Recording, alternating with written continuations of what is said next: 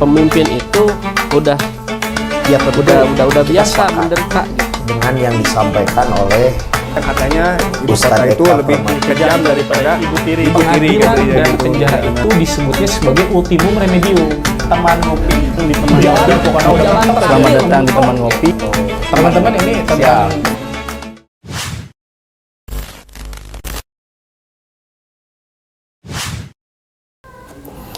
This is my land and no one will kick me from this land.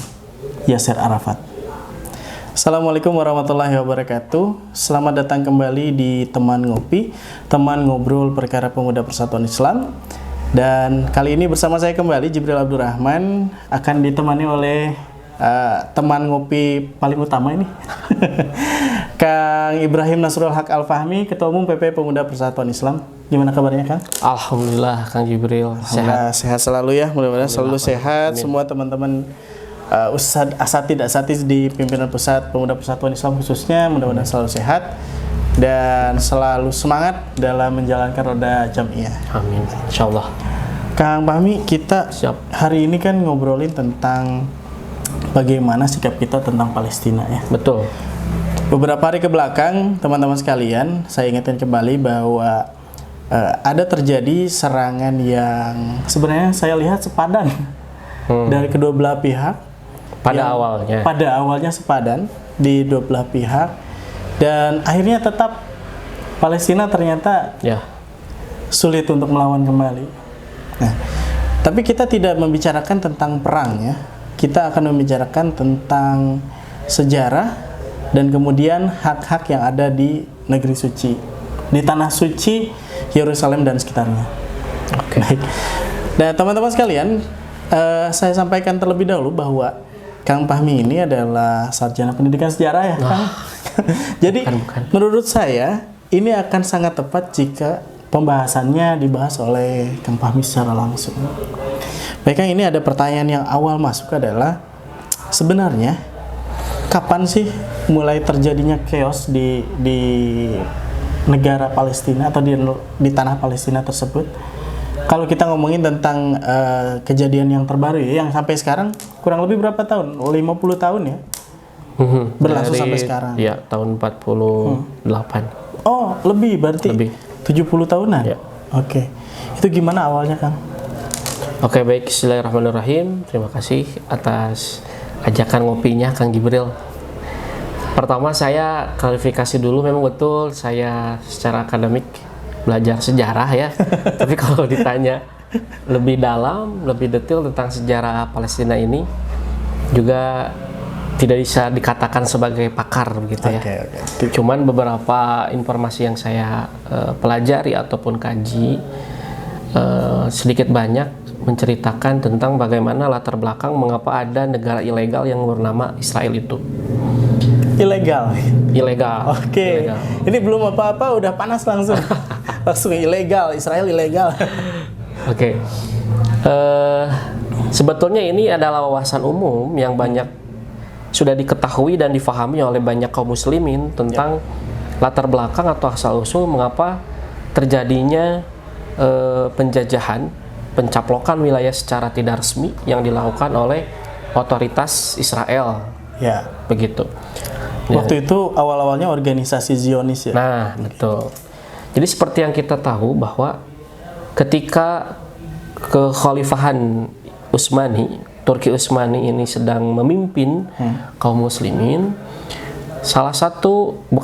dua kota suci ya, atau 3 kota suci, Makkah, kemudian Makkah Al-Mukarramah, Madinah Al-Munawwarah, dan Baitul Maqdis di Yerusalem, itu semuanya dikelola ataupun di bawah kekuasaannya Turki Utsmani, dilindungi sampai pada terjadinya Perang Dunia I dan Perang Dunia Kedua.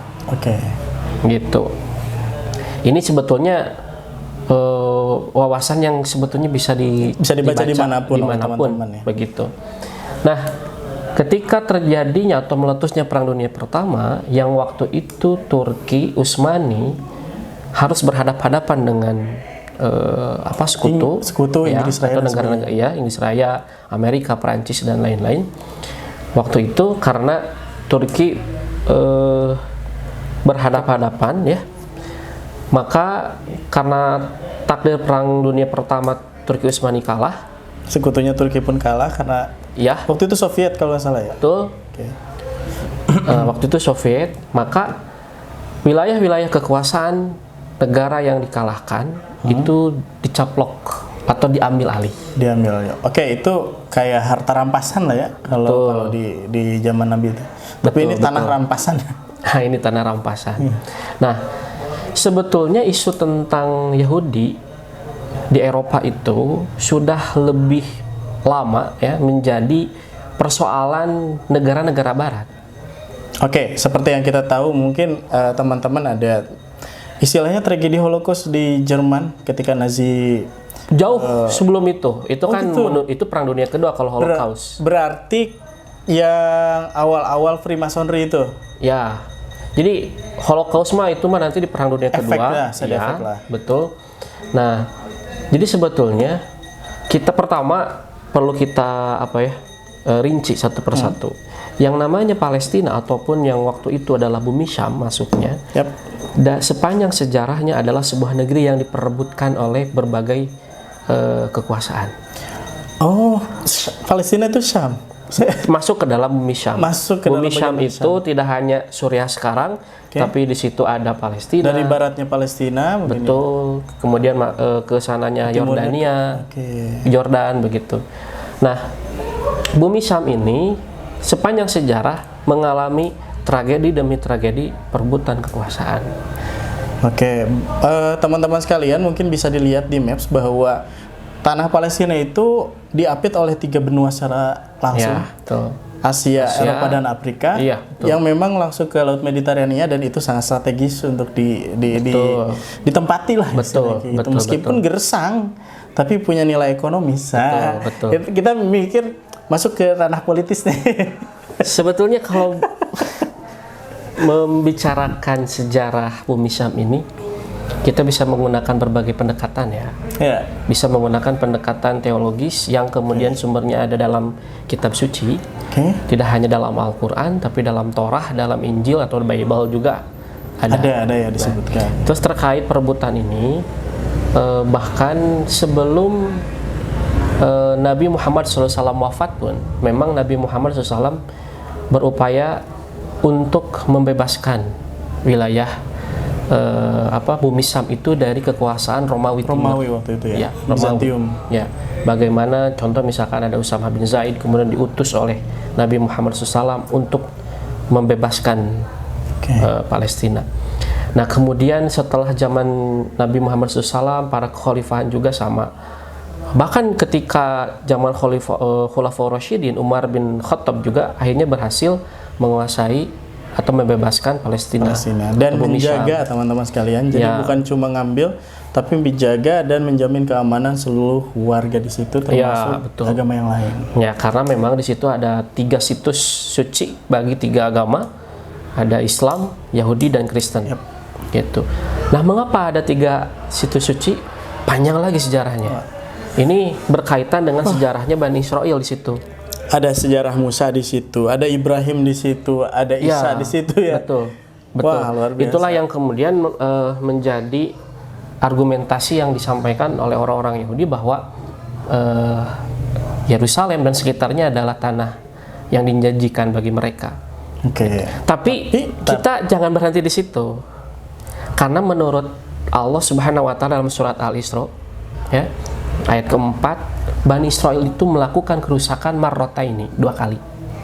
Kemudian Allah balas 2 kali pula. Gitu ya. Nah, artinya apakah hak tanah yang dijanjikan itu masih berlaku statusnya ataupun tidak? Itu tergantung kepada bagaimana Bani Israel memenuhi janji kepada Allah Subhanahu wa taala. Gitu.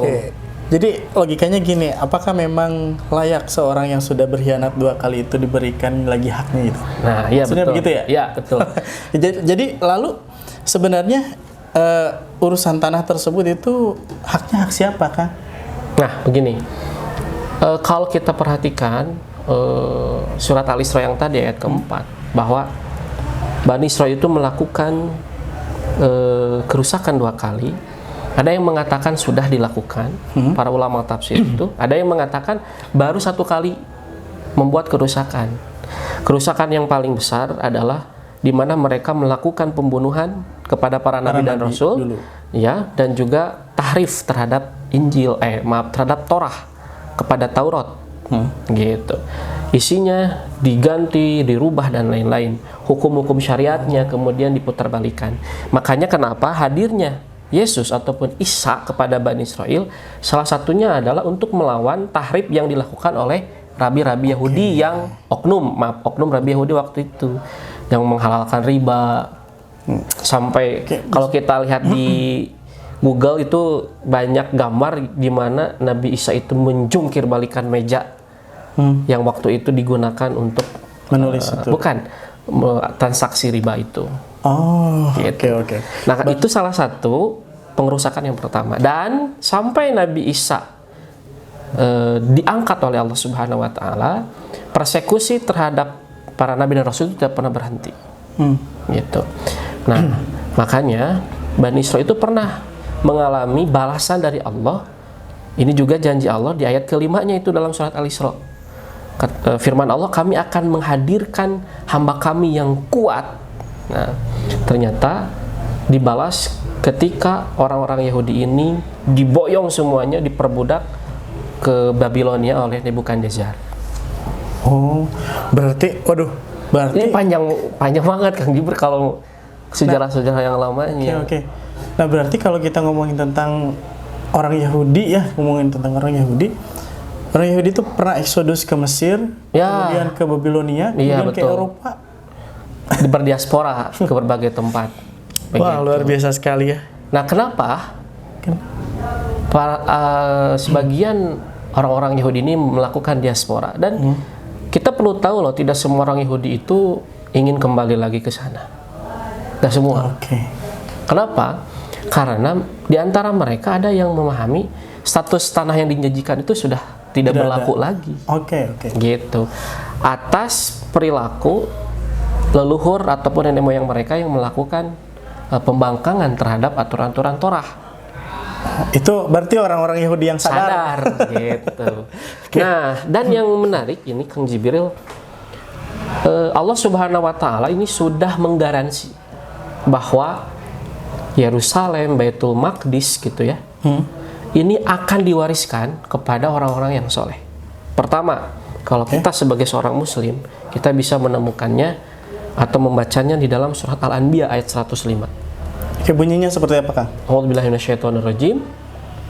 Walaqad katabna fiz zaburi ya min ba'di dzikri, dan sungguh kami telah tetapkan di dalam kitab Zabur itu min ba'di dzikri, setelah kami peringatkan ataupun kami tulis juga di Lauhul Mahfud, anal ardo, bahwasanya bumi itu yarisuha, akan diwariskan, yarisu ibadiyas solihun, akan diwariskan kepada hamba kami yang soleh. Gitu. Nah, memang para ulama sama memiliki pendapat yang beragam. Ardun di sini ada yang mengatakan ardun secara umum muka bumi. Ada yang secara spesifik ardun itu mengarah kepada wilayah bumi Syam atau lebih khusus di Yerusalem. Ya. Nah, dan ini pun ternyata memiliki bunyi yang sama kalau kita rujuk ke dalam kitab Mazmurnya Nabi Daud. Oh, berarti yang mengatakan bahwa ayat ini berhubungan dengan tanah yang dijanjikan itu yang memang ada kaitannya dengan Mazmur itu ya? Tuh.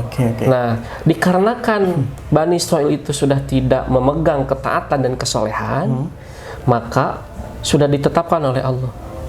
Nah, kalau dalam kitab Mazmur ada di pasal 37 ayat 29. Bunyinya ternyata ada kemiripan, Kang Jibril. Ini saya takut salah membacanya karena saya bukan ahli. Gak apa-apa, nanti boleh dikoreksi teman-teman di kolom komentar saja. Correct me if I'm wrong. If I'm wrong, gitu. Cemio. Dalam kitab Mazmur itu pasal 37 ayat 29 bunyinya begini. Sadiqim yaresuha eret wa yaskuna 'alaiha yaskunu 'ilaiha. Sadiqim, orang-orang yang jujur, orang-orang yang benar, yang akan Yeresuha akan mewarisi ya, akan mewarisi Eretz Ardun. Itu ya. Iya. Kata Profesor Menachem Ali, Eretz di sini adalah Al-Ardun. Bunyinya ternyata senada dengan surat Al-Anbiya tadi yang Iya, betul. 105. Jadi karena Bani Israil ini sudah hilang ketaatan kesolehannya, Allah mengambil hak itu pada Bani Israil. Nah, berarti memang yang berhak di situ adalah orang yang soleh ya, Yang soleh begitu. Lalu kalau mau menguasai soleh dulu. soleh lah. Oke. Tapi soleh itu hari ini adalah harus muslim dulu kan? Oh iya, jadi itu menyangkut nama dan sifat, tidak hanya nama ya.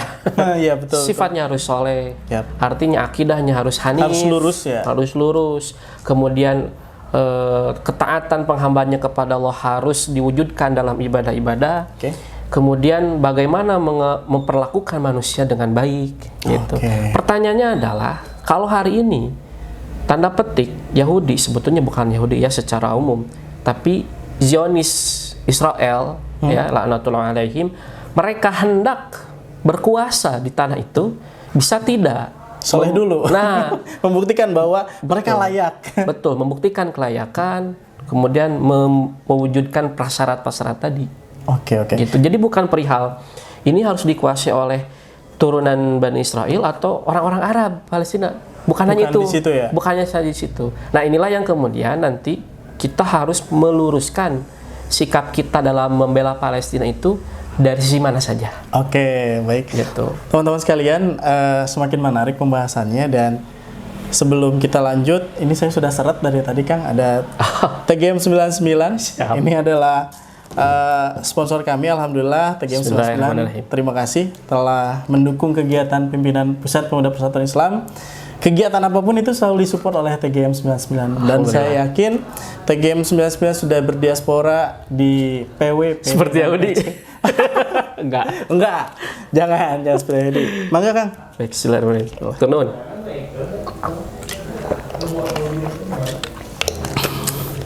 Mudah-mudahan teman-teman kita, saudara-saudara kita di Palestina bisa meneguk kesegaran air, walaupun Kang Jibril, kalau kita tahu ya, ini juga menyangkut kondisi Terkini ya? Ya, terkini. Bagaimana kaum muslimin, sebetulnya begini, sejarahnya ini kan berlanjut tuh. Berlanjut, orang-orang Yahudi berdiaspora, dan ketika berdiaspora ke wilayah-wilayah barat ataupun ke Eropa, ini kebanyakan kasus-kasus yang terjadi di masyarakat ini selalu berkaitan dengan orang Yahudi itu sendiri. Betul, memang agak ngeselin sih kalau itu. Nah, gitu. Jadi sebetulnya negara-negara barat itu bukan menyediakan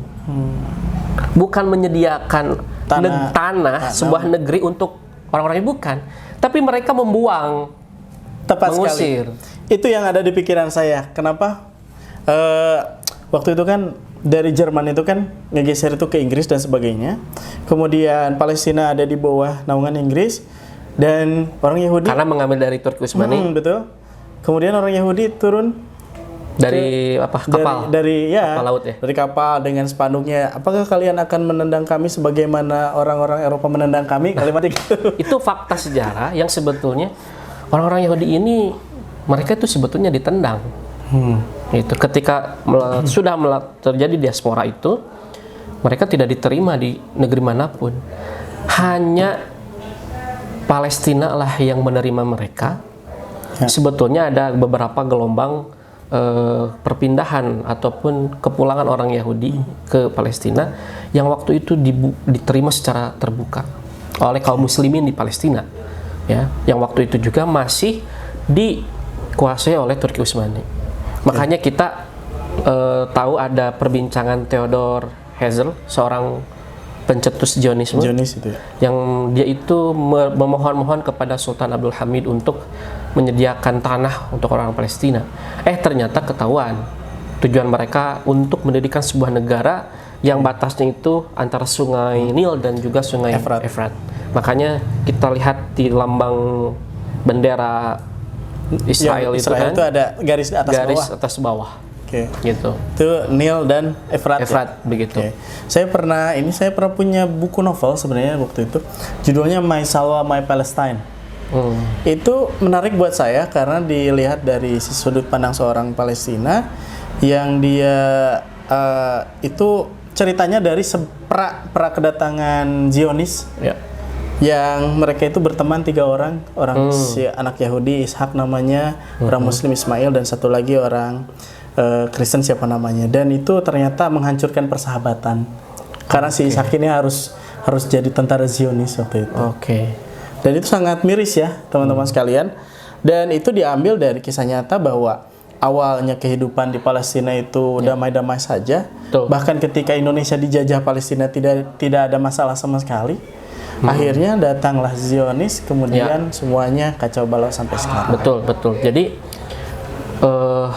ketika mereka ditendang dari Eropa, kan awalnya mau disimpan di wilayah dekat Argentina itu. Ya kan? Betul. Saya masih ingat itu ceritanya. Tapi entah kenapa, karena kemudian juga orang-orang Yahudi memiliki ikatan dengan Yerusalem. Yap. Lalu kemudian oleh Inggris melalui berbagai perjanjian seperti deklarasi Balfour itu pasca Perang Dunia Pertama, itu ditempatkanlah orang-orang Yahudi itu di Palestina, yang tanah yang direbut dari Turki Utsmani. Berarti awalnya damai kan ya? Awalnya tidak ada masalah. Ada masalah sebetulnya. Ada masalah. Tapi secara antar bangsa sebetulnya memang damai gitu. Tapi itu sengaja dengan paham-paham Zionisme ya yang kemudian muncul, itu sengaja untuk dijadikan momentum pengambil alihan ataupun pencaplokan wilayah Palestina. Oke. Walaupun sebetulnya deklarasi Balfour itu batal demi hukum. Banyak hal-hal yang kemudian tidak bisa dijadikan standar yang kuat sebagai landasan hukum bagaimana orang Yahudi ditempatkan di sana, di Palestina. Oke. Nah, Kang Jibril, nanti terjadi Perang Dunia Kedua, ya.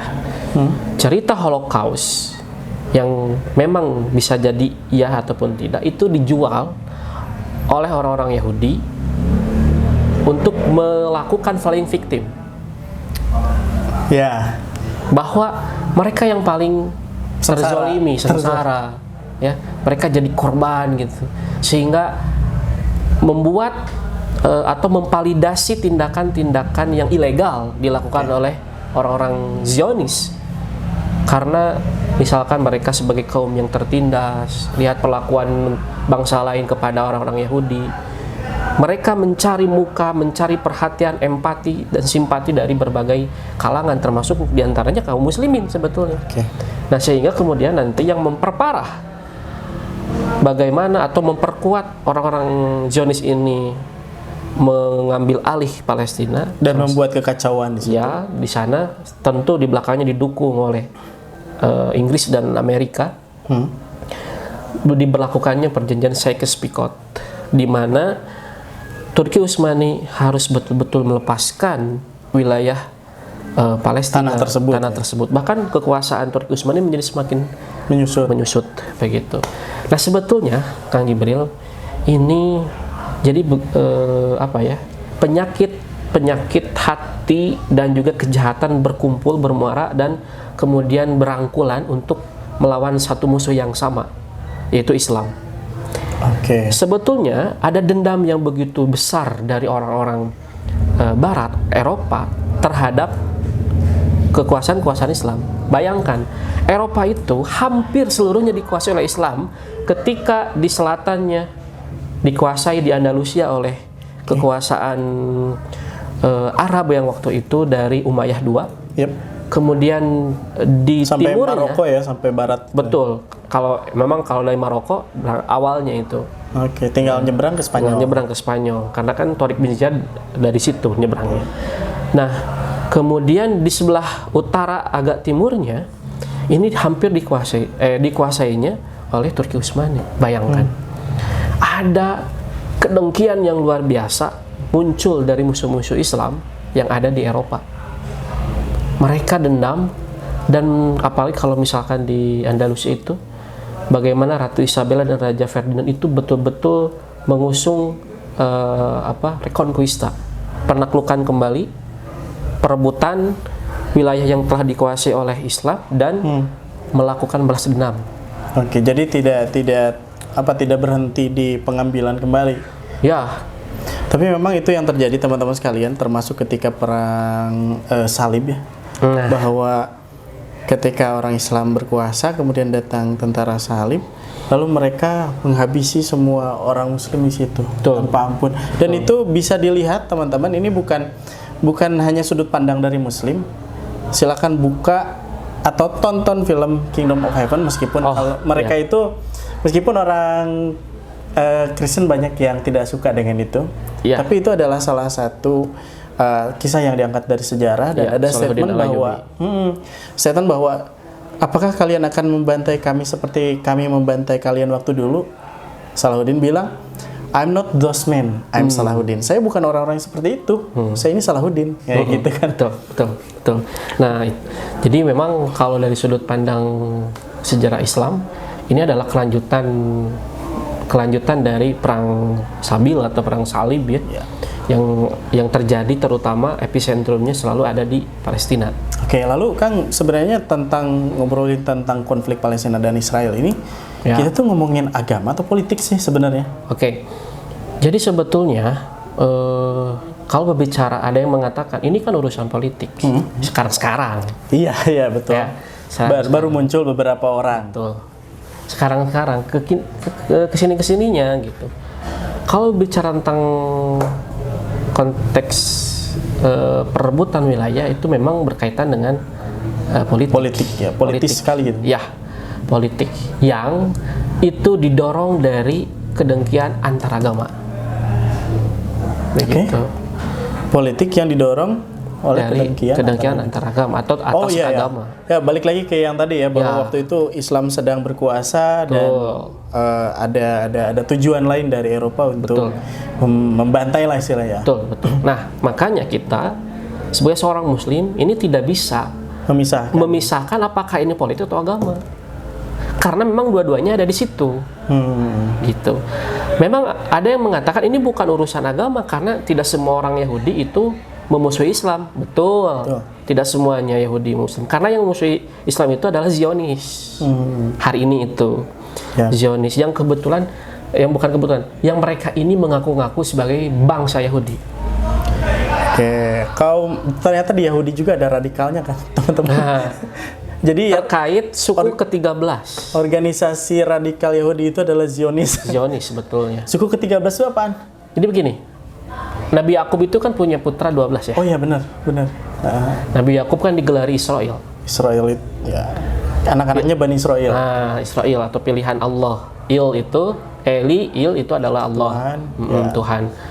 Nah, maka anak-anaknya disebutlah Bani Israel. Ya. Walaupun demikian, memang turunan Israel, yaitu Bani Israel juga seperti yang diungkapkan oleh Al-Quran, banyak melakukan kerusakan. Tapi nanti akan muncul 13 tribes. Ya, 13 suku. Suku ke-13. Suku ke-13, yaitu Ashkenazi. Yahudi Ashkenazi ini yang sebetulnya mereka tidak memiliki garis genealogi dari bangsa Yahudi atau dari Bani Israel. Jadi secara gen itu tidak ada urusan ya? Yang Ashkenazi. Iya. Yang ternyata mereka itu adalah orang Yahudi yang ada di Spanyol. Kebanyakannya berdiasporanya. Yang dari situlah diantaranya cikal bakal pengusung Zionisme itu. Oke. Baik teman-teman sekalian, sudah kita pahami bahwa kita tidak bisa memisahkan antara urusan politik dan agama di sini. Karena bagaimanapun juga, meskipun ini adalah urusan pencaplokan wilayah, tapi ada dua identitas besar yang memang beradu di situ ya. Jadi kalau ada yang bilang ini bukan urusan agama, meskipun bukan urusan agama, Islam itu sangat menentang sekali penjajahan. Penjajahan seperti itu. Apalagi kita bangsa Indonesia yang sudah tertulis di mukadimah dari Undang-Undang 1945 bahwa penjajahan di atas dunia itu harus dihapuskan karena tidak sesuai dengan peri kemanusiaan. Dan baik, teman-teman sekalian, lalu kemudian apa yang harus kita lakukan selaku Muslim umumnya dan pemuda Persis Kang pada khususnya, betul. sikap seperti apa yang harus kita miliki terkait dari isu Palestina Israel sekarang? Baik. Apakah memang kita harus misalkan datang ke sana berperang ikut berperang atau seperti apa gitu? Ini bukan rekomendasi ya, saya hanya frontal saja seperti itu karena memang kan yang saya heran itu seperti ini Kang. Kenapa ketika ke Afghanistan waktu dulu, kemudian Irak itu banyak orang yang datang ke sana katanya untuk jihad. Kenapa ke Palestina itu nggak ada ceritanya gitu? Banyak sih ada. Jadi gini, adalah dalam studi geopolitik kita harus memahami konflik yang ada di Timur Tengah itu memang sengaja disetting. Oke. Gitu ya. Sengaja disetting. Oleh siapa? Oleh pihak-pihak yang berkepentingan di Timur Tengah. Gitu Oke. ya. Termasuk ketika kemarin beberapa tahun yang lalu ramai tentang ISIS, ya. Itu sebetulnya sengaja dibuat agar kemudian menjadi isu ataupun permasalahan yang bisa memecah perhatian umat Islam. Oke. Begitu.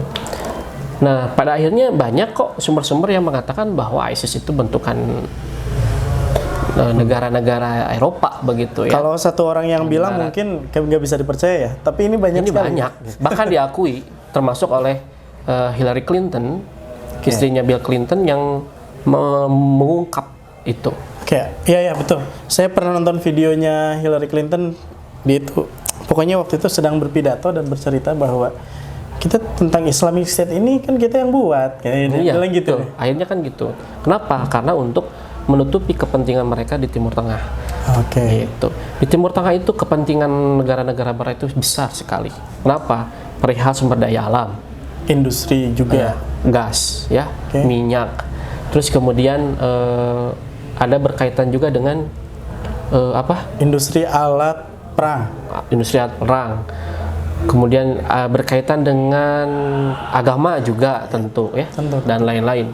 Jadi kepentingannya besar sekali di Timur Tengah. Baik. Nah, kembali lagi kepada bagaimana penjajahan yang ada di Palestina oleh Israel ini sebetulnya berkali-kali diupayakan untuk ada kesepakatan untuk Damai lah ya. damai. Pernah dilakukan itu misalkan diantaranya ada perjanjian Oslo yang dilakukan di Norwegia. Oke. Ini ceritanya di awal berarti ya? Di awal itu sekitar tahun 1993. 93. Iya, 93. Oh, berarti udah pertengahan, udah kesini. Apa yang terjadi dengan perjanjian itu sehingga seolah-olah tidak ada perjanjian yang dibuat itu sampai sekarang masih kacau balau. Jadi perjanjian ini diinisiasi oleh Bill Clinton sebagai presiden Amerika, mempertemukan Perdana Menteri Israel Yitzhak Rabin kalau nggak salah, kemudian dengan Yasser Arafat. Yasser Arafat sebagai perwakilan ataupun ketua PLO, Palestinian Liberation Organization. Jadi organisasi pembebasan Palestina yang PLO ini sudah sudah berdiri jauh-jauh hari. Jauh-jauh hari di tanggal 28 Mei 1964. Jadi udah sangat lama. Kenapa? Karena kan 47 Palestina itu masih aman. Masih menerima orang-orang Yahudi. 1 tahun berikutnya 48 mulai terjadi gonjang-ganjing. dideklarasikanlah negara Israel. Gitu. Tapi secara ilegal. Dalam artian batas wilayahnya yang asalnya itu milik Palestina, klaim sepihak. Terus tidak diakui oleh warga yang sudah lama tinggal di situ, penduduk sebelumnya gitu. Nah, maka terjadilah konflik, peperangan juga, bahkan terjadi perang 6 hari yang waktu itu Israel dibombardir oleh Mesir. Perang Arab itu ya, Israel Arab ya? Israel Arab. 6 hari ya, qadarullah ini Israel yang menang ya, negara Arab yang kalah. kalau dianalisis ini seru juga begitu ya. Dan tidak masuk akal. Karena kan Israel nggak berdiri sendiri, di Ya. belakang kan di backup oleh negara-negara besar. Nah, kemudian berdirilah di tahun 64 itu PLO yang didirikan oleh Yasser Arafat. Kemudian membentuk sayap militernya Fatah, ya. Oh, Fatah dulu Fatah dulu sebelum apa? sebelum Hamas. Sebelum Hamas. Oh. Fatah dulu. Karena Hamas itu atau singkatan dari Harokah Muqawamah Al-Islamiyah yang didirikan oleh Syekh Ahmad Yasin di tahun 1987 gitu. Oke. Itu 1987. Nah, ini Kang Jibril yang dijadikan atau yang diadu domba, walaupun memang betul ada beberapa yang perbedaan pandangan di dalam melakukan pembebasan terhadap Palestina antara PLO dengan Fatah dengan PLO-nya dengan Hamas, yang kemudian hari ini digoreng bahwa mereka juga tidak akur, tidak harmonis gitu ya.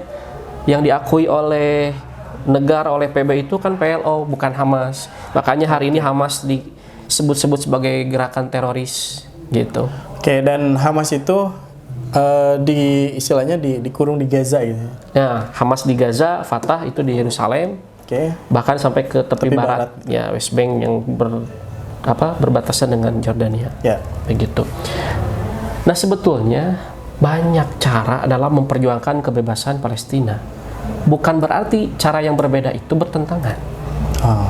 Seperti halnya ketika Indonesia itu diperjuangkan untuk merdeka, ada yang melakukan lobby atau diplomasi lobby, ada yang melakukan peperangan. Oke. Bukan berarti mereka bertentangan karena mereka memiliki tujuan yang sama. Oke, bukan berarti Soekarno dengan Jenderal Sudirman itu bertentangan. Tidak bertentangan sama sekali. Baik, karena memang di beberapa bagian diperlukan ya. Betul, betul. Baik. Nah, walaupun pada akhirnya juga Fatah juga kan gerakan militer pada akhirnya. Nah, ini selalu digoreng oleh Zionis dan juga para pendukungnya bahwa di Palestina juga nggak satu suara kok. Itu nggak betul. Yap. Tidak betul. Nah, bahkan kan ada yang lucu itu tahun 98 kalau tidak salah ada polling. 2018 sorry. Ya. Ada polling tentang apakah mereka suka Hamas? ya, Itu ceritanya hanya sekitar 20%-an yang bilang suka, yang lainnya itu nggak suka. Ya, Tapi ketika siapa tokoh yang diidolakan oleh orang-orang Palestina, ternyata pollingnya itu menunjukkan siapa? Syekh Ahmad Yasin. Syekh Ahmad Yasin, bukannya Yasser Arafat. Itu yang lucu. Padahal Syekh Ahmad Yasin itu pendiri Hamas gitu kan? Iya, betul. Seperti itu. Nah, memang berbagai cara dilakukan untuk mendegradasi dan membuat kaum muslimin itu inferior. Oke. Baik. Gitu. Inilah yang harus menjadi perhatian kita hari ini. Bagaimana kita harus bersatu, ya, menyuarakan keadilan, ya, kemaslahatan, ketertiban dunia, begitu. Terutama bagi kaum muslimin. Jadi saya tidak berharap sekarang kaum muslimin berbeda-beda pendapat terkait Palestina ini. Oke. Gitu Kang Jibril. Baik. Teman-teman sekalian, intinya sebenarnya Anda tidak perlu menjadi muslim untuk mendukung Palestina. Anda hanya perlu menjadi manusia untuk mendukung kemerdekaan Palestina. Baik, itu mungkin Kang Fahmi, terima kasih. Ya. Sudah lebih dari setengah jam kita berbicara. Bahkan tadi ada yang kepotong karena kamera kami belum mampu untuk lanjut. Udah setengah jam lebih ya. Alhamdulillah, mudah-mudahan ada informasi baru dan ada pencerahan. Yang intinya teman-teman sekalian, apa yang dikatakan oleh Kang Fahmi ini bahwa kita harus memiliki sikap yang tegas tentang bagaimana kita harus membela atau mendukung kemerdekaan Palestina dan keluar dari penjajahan Israel. Demikian kami ucapkan terima kasih kepada TGM 99 sekali lagi sebagai sponsor utama kami. Mudah-mudahan di TGM ini terus berlanjut, Kang. Ya, amin. Luar biasa proyeknya dengan pemuda Persis juga nih. Amin, insyaallah. Baik, terima kasih juga buat Mabes Kopi. Terima kasih buat Mabes Kopi dan terima kasih buat OPS yang sudah kami pinjam studionya. Oh iya. Baik, dan semoga kita dapat kembali lagi di obrolan taman ngopi yang lainnya. Terima kasih, kami ucapkan assalamualaikum warahmatullahi wabarakatuh.